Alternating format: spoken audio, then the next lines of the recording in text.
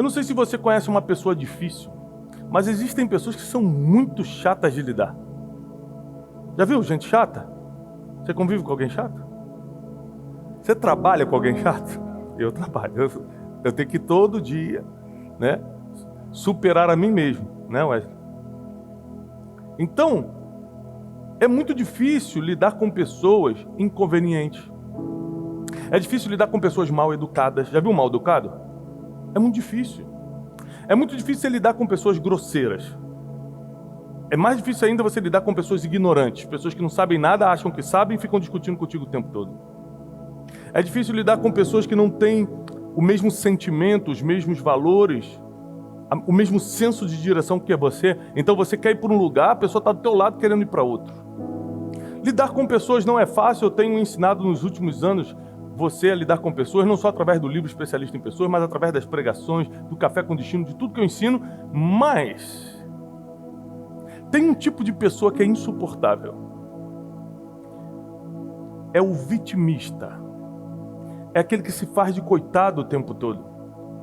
Esse tipo de pessoa só perde. Você vê que é o vitimista, é o coitadista, né? Não sei se existe essa palavra, mas é o coitadismo que faz você transferir culpa para os outros. Faz você colocar a responsabilidade que era sua na vida dos outros. Faz você ficar reclamando, seu reclamão o tempo todo. Você vê que no Éden, quando Deus aparece para Adão e fala: Adão, o que aconteceu? Sabe o que ele falou para Deus? Foi a mulher que você me deu. Quem comeu o fruto foi ele. Mas o vitimista, o coitadista, ele joga a culpa para o outro. Você pode ver que toda pessoa que se faz de vítima está reclamando o tempo todo. Toda pessoa que se faz de vítima está falando mal dos outros o tempo todo. Você consegue lidar com algumas pessoas que são difíceis, mas lidar com vitimismo, com coitadismo, lidar com as pessoas que só reclamam, pessoas que não conseguem se relacionar com outros porque ele só pensa nele, egoísta. Tudo isso são características dessa pessoa que se faz de vítima, que se faz de coitado o tempo todo. Se relacionar com essa pessoa é insuportável. E o que faz você ter amigos? O tipo de pessoa que você é atrai o tipo de amigo que você terá.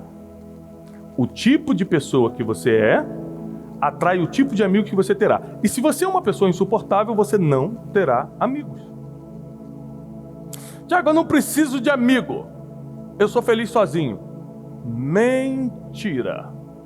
É mentira e eu posso provar. Todos precisam de pessoas ao seu lado. Todos precisam de pessoas que sejam um suporte na sua vida. Todos precisam de alguém que seja conselheiro. Alguém que pegue pela mão nos dias difíceis e fala: vamos, eu vou junto contigo. Eu não entendo nem dessa situação, mas só para você não ficar sozinho, eu ando contigo. Todos precisam de alguém. Não tem jeito, as pessoas precisam de outras pessoas. E a maioria das bênçãos que Deus vai enviar para a sua vida virão através de pessoas. Quando alguém fala assim: nossa, eu fui abençoado por Deus, eu ganhei um carro. Foi o quê? Um anjo desceu do céu e deu um carro para ele? Não. Deus tocou no coração de alguém que tinha condição, foi lá e resolveu o problema do outro dando um carro. Deus usa pessoas, e como você não sabe quem Deus vai usar amanhã, como é que você se atreve a dizer que a solidão é melhor do que as boas companhias? Ah, já sei. É porque desde a infância a gente é ferido por pessoas. Desde a infância a gente vai criando, dependendo das nossas feridas emocionais, dependendo das nossas limitações, do tipo de bullying que sofremos, do tipo de rejeição que sofremos, a gente vai criando, a gente vai ficando apático em relação às pessoas, a gente acha que não precisa delas, a gente vai criando um sentimento no nosso coração de: eu não preciso de ninguém. Na verdade é para nos proteger, porque nós estamos doidos para nos relacionar, só que a gente não consegue. Por quê? Porque somos insuportáveis de se lidar. As pessoas não querem estar perto de nós. Porque a gente é vítima, a gente é coitado, a gente é egoísta, a gente só fala mal dos outros, a gente só reclama. Todo reclamão anda sozinho, porque ninguém aguenta estar do lado de um reclamão. Mas o maior problema de você ser uma pessoa insuportável, de você ser uma pessoa difícil de se lidar e não ter amigos, é que geralmente grandes milagres vêm através dos amigos. E também você precisa ser muito seletivo, porque grandes perdas vem através de amigos. Quer ver um exemplo de perda através de amigo? Um dos filhos de Davi se chamava Aminon. E esse filho de Davi se apaixona pela própria irmã Tamar. E a Bíblia diz que ele se apaixona tanto que ele começa a ficar enfermo de amor. O seu amigo, diz a Bíblia, e o seu grande amigo, Jonadab, vendo que ele estava emagrecendo, falou: o que está acontecendo com o príncipe? E ele falou: eu estou enfermo de amor pela minha própria irmã, mas eu sei que isso é impossível. E a Bíblia diz que Jonadab deu um conselho para ele, de como ele poderia forçá-la a ter sexo com ele, quebrar um princípio e um valor de Israel, trazer um grande escândalo à família de Davi.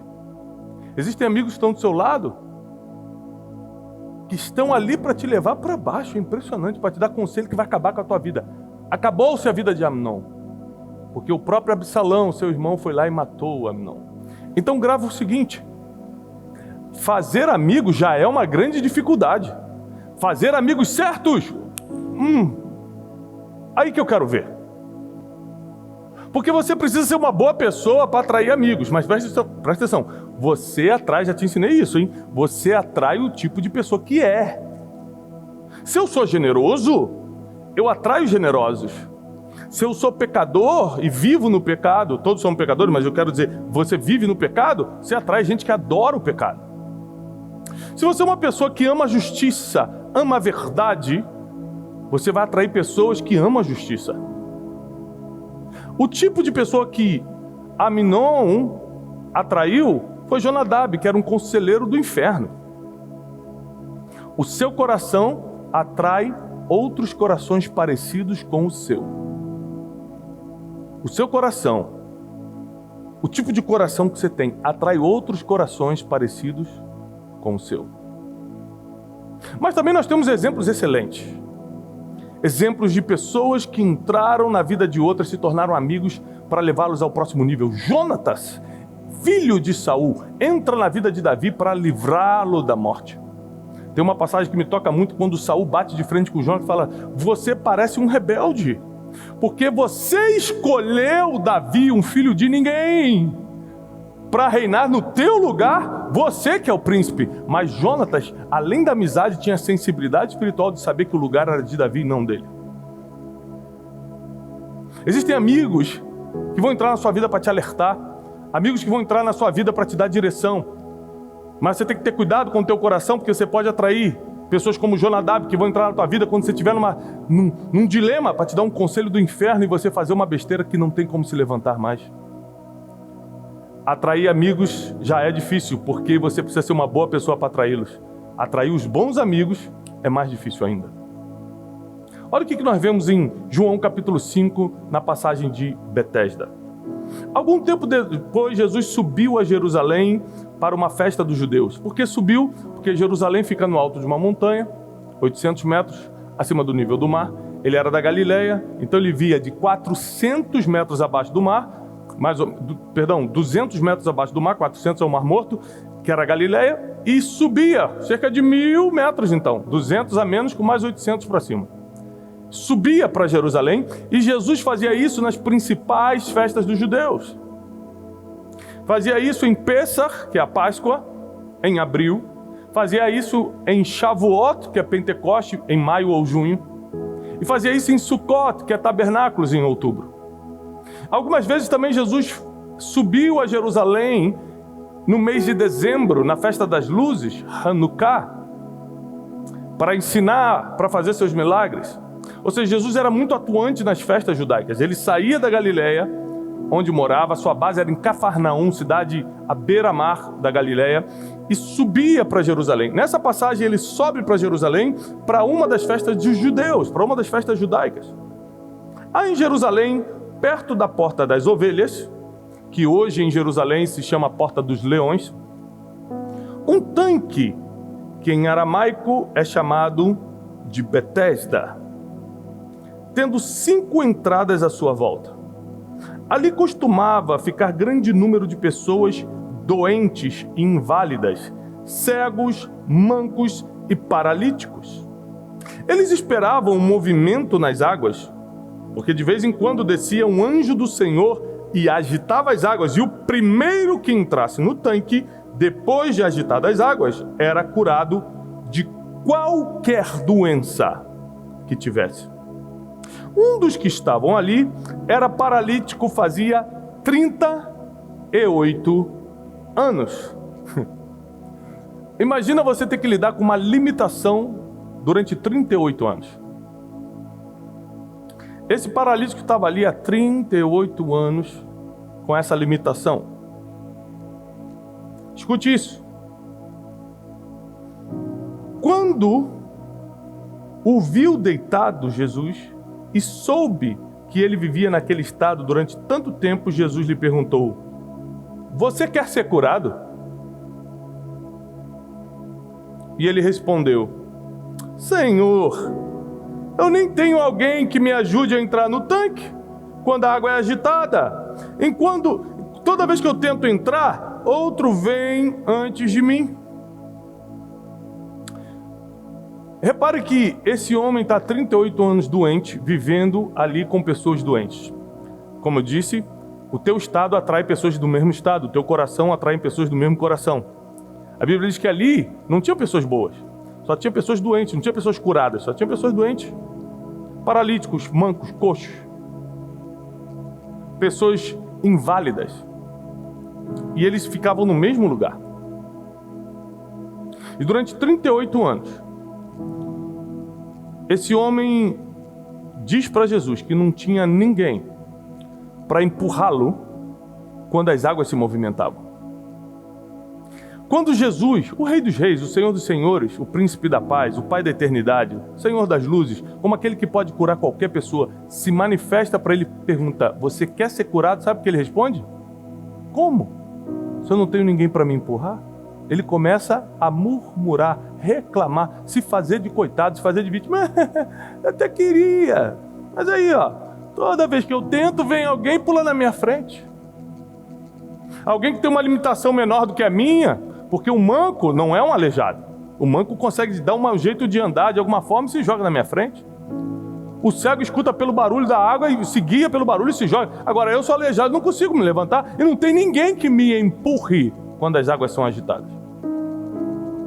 Você imagina você passar 38 anos com uma limitação e não conseguir construir uma estratégia junto com uma amizade para que quando a água se movimentasse, você ser jogado primeiro.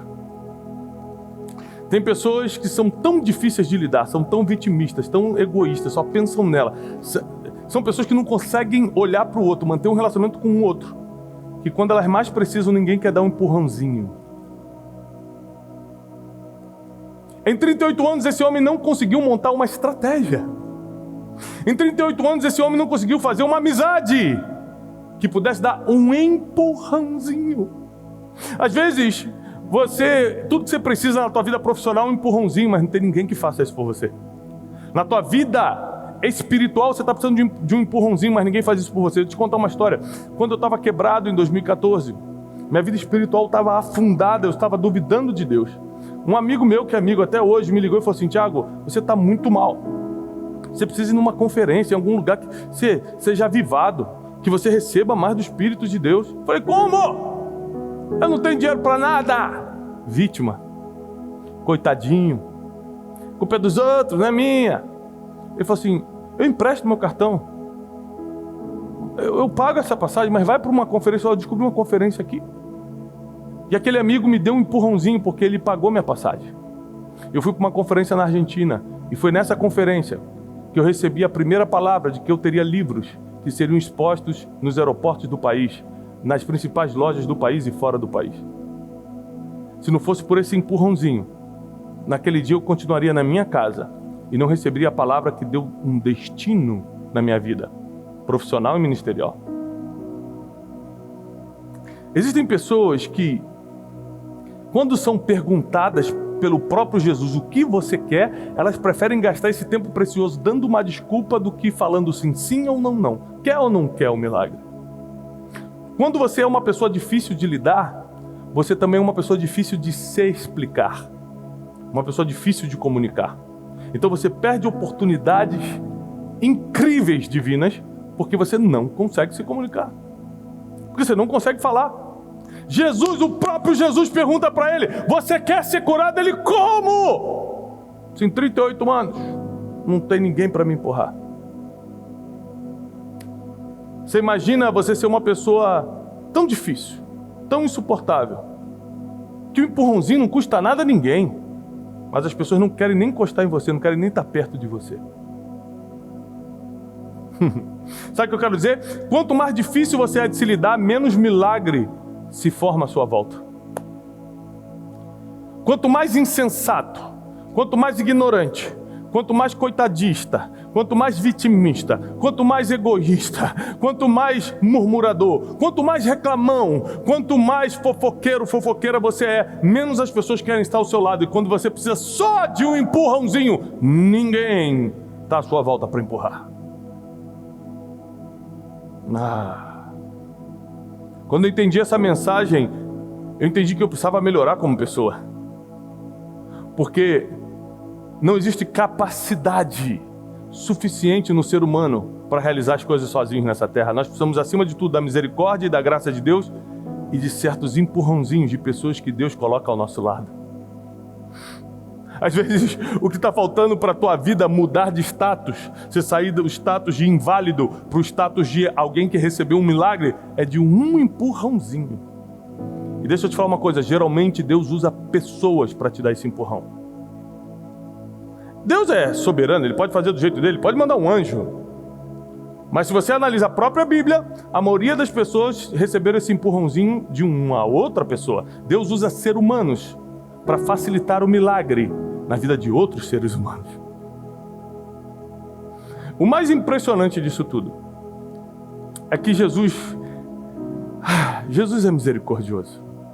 Esse homem dá uma resposta murmuradora e ainda assim Jesus, por causa da sua misericórdia, o cura. Foi o que ele fez comigo. Apesar de eu ter murmurado com aquele amigo que me convidou, cara, vai numa conferência lá em 2014, ainda assim Deus, por causa da sua misericórdia, por isso eu o sirvo e o servirei até o último dia da minha vida, porque não foi minha capacidade, não foram minhas escolhas, foi o Espírito Santo, a misericórdia do Senhor sobre a minha vida. Ainda assim Deus me deu uma chance e me fez ir para aquela conferência e receber aquela palavra. Ainda assim Deus deu chance para o aleijado de Betesda e falou: então agora seja curado, pega a tua cama e anda.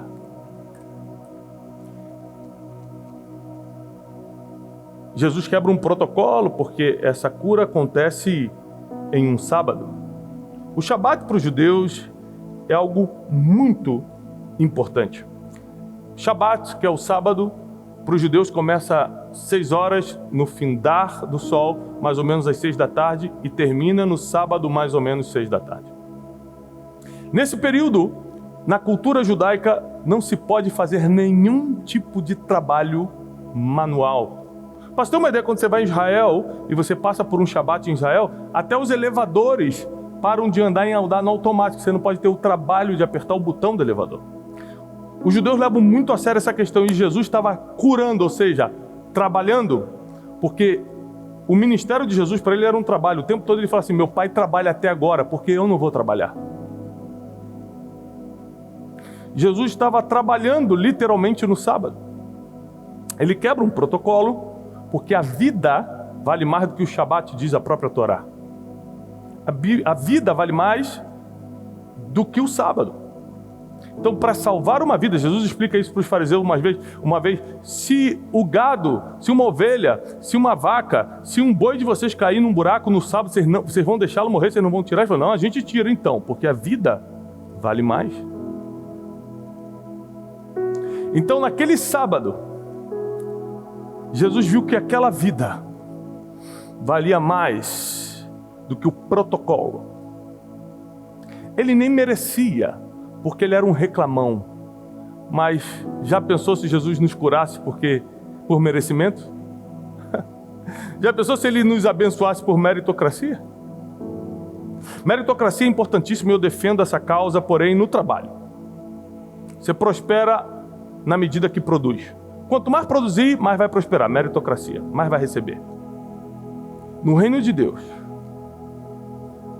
é com misericórdia, justiça, equidade, amor. Se fosse por mérito, nós não poderíamos estar aqui, eu não poderia estar pregando, você não poderia estar assistindo. Se fosse por mérito, nós nem estaríamos de pé.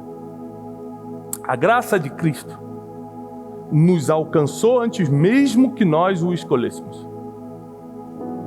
Ele olha para aquele aleijado e fala: levanta, pega a tua cama e anda. E na mesma hora o aleijado se pôs de pé. Ou seja, ele ficou 38 anos esperando ser curado pela agitação das águas, e é curado pela voz do Messias. Nem sempre a estratégia que você está esperando para receber teu milagre vai ser a estratégia que vai dar certo. Deus pode no último minuto fazer do jeito dele. É por isso, não coloca sua expectativa nem em pessoas, nem em estratégias. Toda a tua confiança e expectativa tem que estar no único que pode fazer do jeito dele, na causa que ele quiser, na hora que ele quiser, e não existe nada que seja impossível para ele. Mas você olha que dificuldade, você ficar 38 anos doente, 38 anos enfermo, e não conseguir construir uma amizade, para te dar um empurrãozinho. É pessoa difícil. Você às vezes conhece alguém assim, uma vizinha, um parente, um colega de trabalho, que é tão difícil, fala assim: rapaz, se eu tivesse a oportunidade de dar um empurrãozinho para ele ser promovido, eu não daria, de tão chato que é. Era esse aleijado. Ninguém queria ajudá-lo.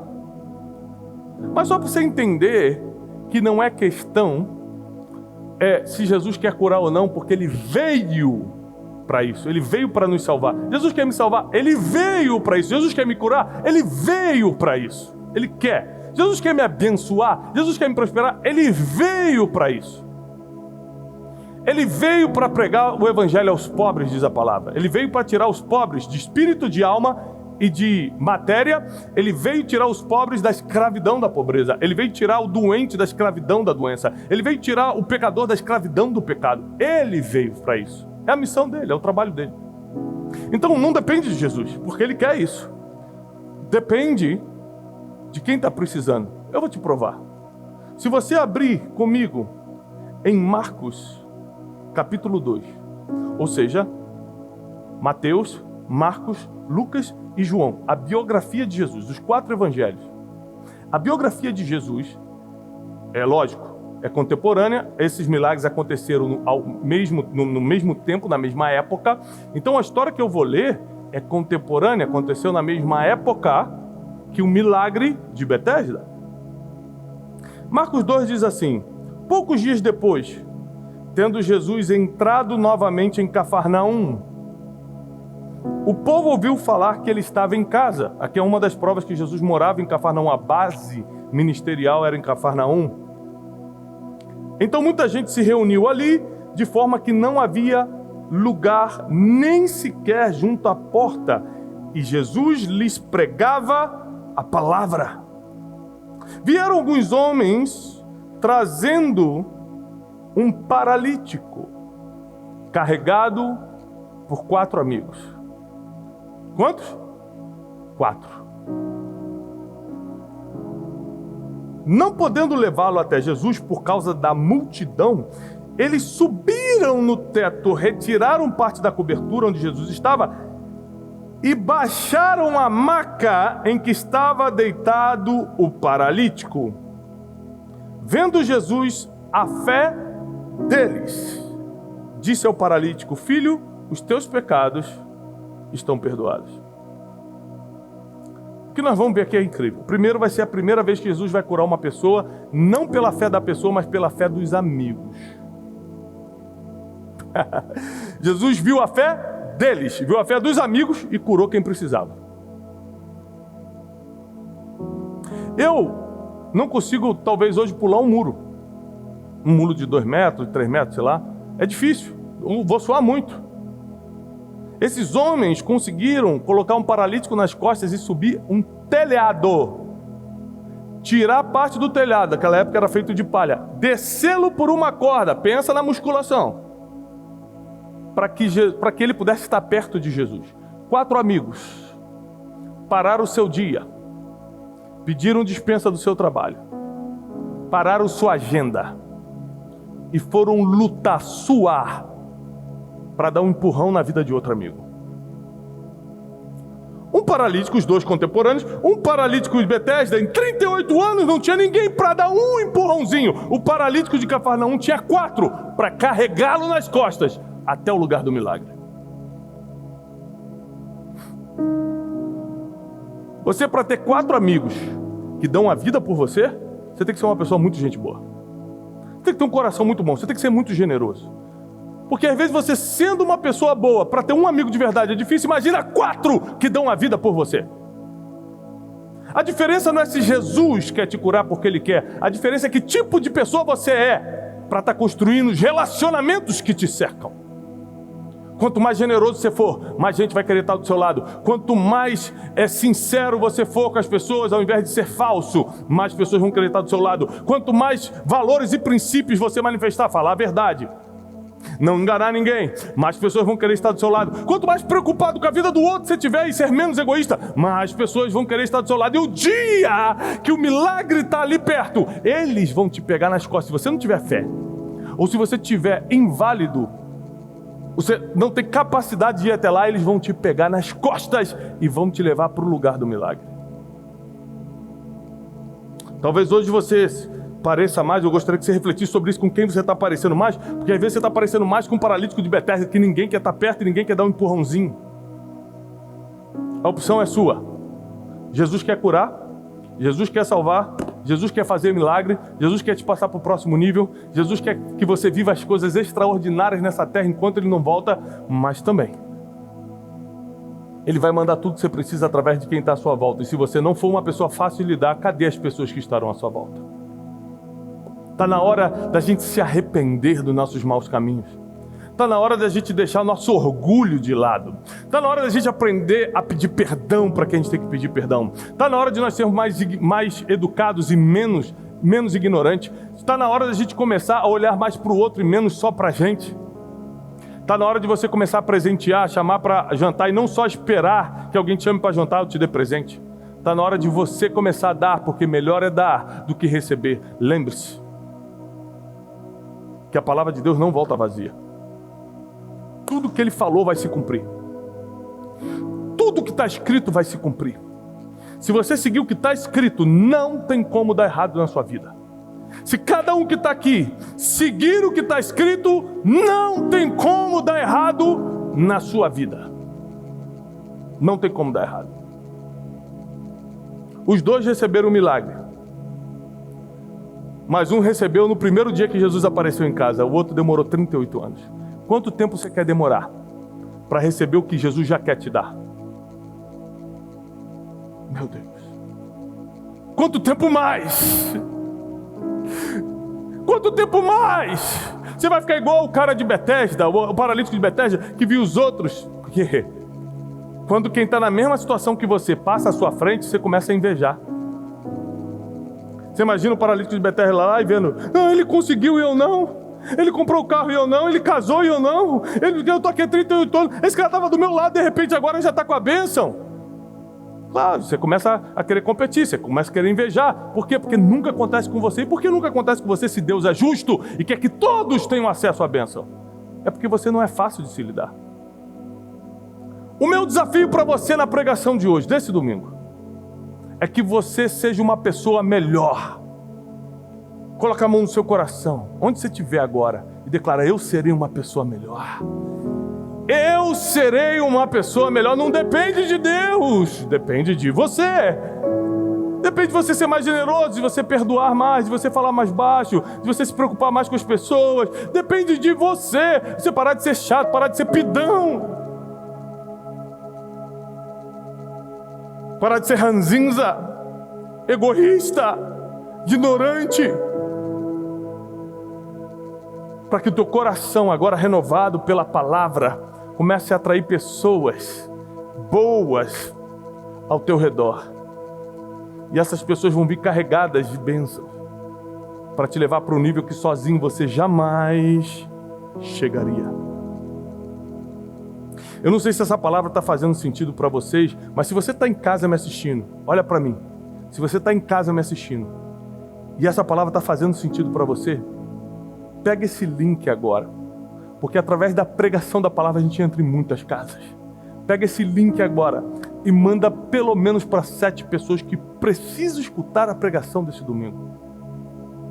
Não deixa de compartilhar esse canal. Esse canal aqui só existe para te abençoar. De segunda a sexta tem Café com Destino nesse canal. Todo domingo tem pregação nesse canal. Só existe para você. Muita gente precisa se inscrever nesse canal, quem não é inscrito. Muita gente precisa conhecer, então compartilha com todo mundo. Vale a pena você ser um missionário, ser uma missionária, espalhar essa mensagem. Por último, eu encerro dizendo o seguinte: tudo que você precisa já está na mão de Deus. E geralmente Deus distribui o que você precisa através de quem está à sua volta. Vou repetir para você anotar. Tudo que você precisa já está na mão de Deus. E geralmente, tudo que você precisa está na mão de Deus, Ele distribui para as pessoas que estão à sua volta. Então, quanto mais bons relacionamentos você manter, mais canais de bênção você cria para receber. E nessa manhã eu quero abençoar a tua vida e tua casa. E declarar que você vai ser uma pessoa melhor. Sua mulher vai sentir a diferença. Marido, sua mulher vai sentir a diferença. Comece a falar mais baixo. Comece a reconhecer o valor dela. Seja uma pessoa melhor. Filhos, honrem seus pais. Você às vezes está na adolescência e acha que seus pais não sabem de nada. Honre seus pais. Com o tempo você vai me agradecer por esse conselho. Obedeça a seus pais. Esposas, sejam sábias. Cuidado como você fala. Esposas, sirvam a sua família, sirvam a sua casa. Viva seu propósito na terra. Muitas de vocês estão brilhando na sociedade, brilhando na vida profissional. Isso é lindo, continuem. Mas não esqueçam da principal missão da mulher, que é dar sabedoria para a sua casa. Ou seja, antes de sermos bons profissionais, temos que ser boas pessoas. Antes de sermos bons crentes, temos que ser boas pessoas. Seja uma pessoa melhor, para que o seu ambiente, as pessoas que estão à sua volta mudem. Mude aquelas pessoas que só pedem, pessoa que só reclama, pessoa que só fofoca. Tira isso do teu lado e comece a andar com pessoas que o dia que você precisar vão te colocar nas costas, vão subir um telhado contigo e vão te descer até o lugar onde as coisas acontecem. Nem olhos viram, nem ouvidos ouviram, e nem jamais penetrou no coração do ser humano que Deus tem preparado para aqueles que o amam. E se você ama ao Senhor, celebre agora onde você está. Glorifique o nome de Deus. Porque Ele vive e reina para todo sempre. Amém. Eu desejo paz e prosperidade para você e para a sua família. Até o próximo domingo, em nome de Jesus. Olá, queridos. Como um mensageiro de boas notícias, eu preciso te animar a espalhar essa mensagem o máximo que você puder. Se essa pregação fez sentido para você e te ajudou, não deixa de dar o seu testemunho aqui embaixo. Não deixa de curtir o vídeo, porque assim você mostra para toda a nossa equipe que está valendo a pena a gente rodar o Brasil e o mundo entregando essa verdade milenar que é a palavra de Deus. E se você não está inscrito nesse canal, esse canal só existe para te ajudar e abençoar. Inscreva-se agora mesmo. Eu desejo para você paz e prosperidade.